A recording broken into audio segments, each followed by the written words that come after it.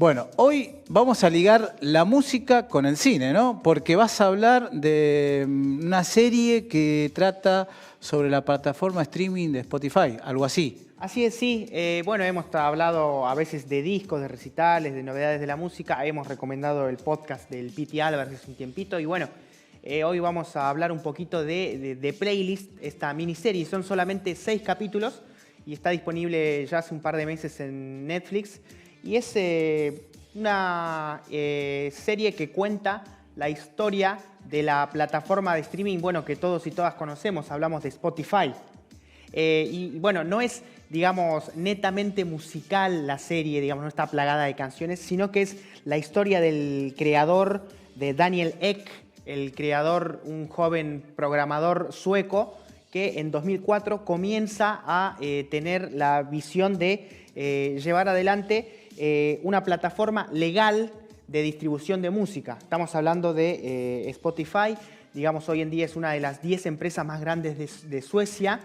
Y lo que hace la serie es tomar algunos datos de un libro llamado Spotify Untold y hacer entre datos y una mezcla de ficción, mostrar cómo fue la creación de esta plataforma que generó en su momento polémicas y que cambió la historia de la distribución de música. Es así de simple, ¿no? Es impensado lo que era esto quienes crecimos en los 90, lo difícil que era el acceso a la música en una internet muy lenta en los 90, y en ese momento, principio de los 2000, lo que ve Daniel Ek es que existían sitios como The Pirate Bay, la Bahía Pirata, que uno tenía que estar eligiendo uno por uno el artista, canción por canción. Cada canción tardaba capaz 1 o 2 horas en descargarse y encima te venía de regalo con algún que otro virus, ¿no? Lo que ve Daniel Ek, se le ocurre hacer una plataforma que tenga millones de canciones y que el usuario pueda reproducirlas al instante, no descargándolas, sino haciendo uso de un poderoso algoritmo que casi al instante esté reproduciendo desde la misma red el tema, sin tener que uno descargar la canción en su dispositivo, ¿no? Rodri, ¿hay héroes, villanos en la serie? ¿Cómo evoluciona la narración de esta serie que nos presentas hoy?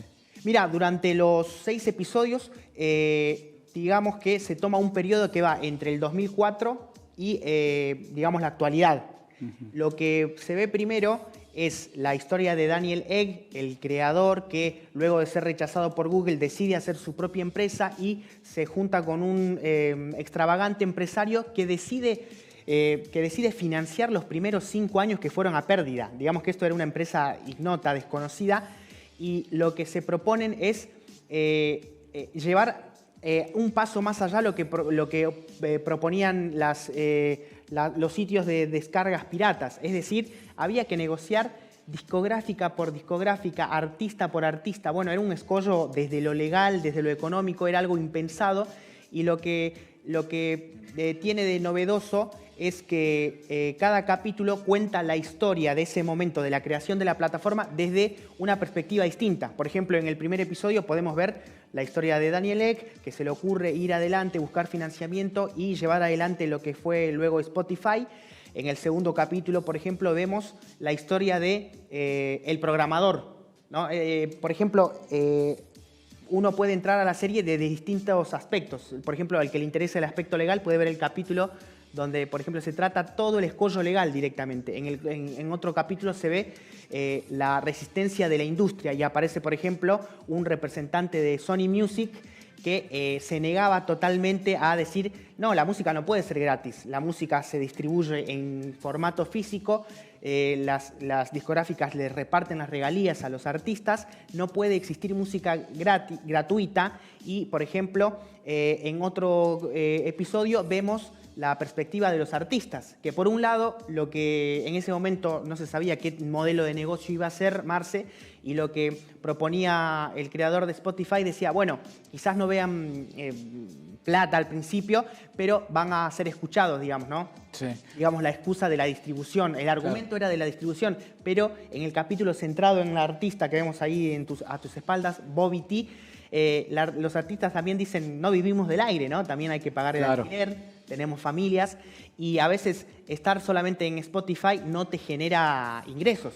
O sea, te hace llegar a cualquier usuario del mundo, sí. Claro. Pero si no tenés, no sé, un representante, si tu nombre, o sea, si tu nombre no es buscado, no te va a ser redituable. Entonces, desde un lado, los promotores de la plataforma te decían, vos podés estar acá y vas a poder llegar a millones de usuarios, pero ¿cómo monetizar eso? Y por otro lado, por ejemplo, los representantes de la industria decían, ¿cómo se puede hacer redituable esto? Bueno, ahí surgió la idea, el modelo de negocio freemium, que es que un porcentaje de usuarios se suscriban y tengan la versión premium, ¿no? Sin publicidad, con playlists personalizados, con la posibilidad de cambiar las canciones como uno quiera y la versión estándar para quien no quiere pagar la cuota, que bueno, que tiene que bancarse la publicidad, que no puede saltear las canciones como desea. Bueno, se ven como distintos actores, todos tienen argumentos y a favor y en contra. Eso es interesante. Rodi, ¿esta historia incluye todo? ¿Te está contando todo minuciosamente o deja algo afuera? Y si deja algo afuera, ¿en qué no profundiza? Y es como toda historia de grandes fundadores de empresas. No sé, por ejemplo, viene el ejemplo de Red Social, una película que contaba hace algunos años la historia de Mark Zuckerberg, el creador de Facebook, donde se muestra, por un lado, solamente lo bueno, ¿no?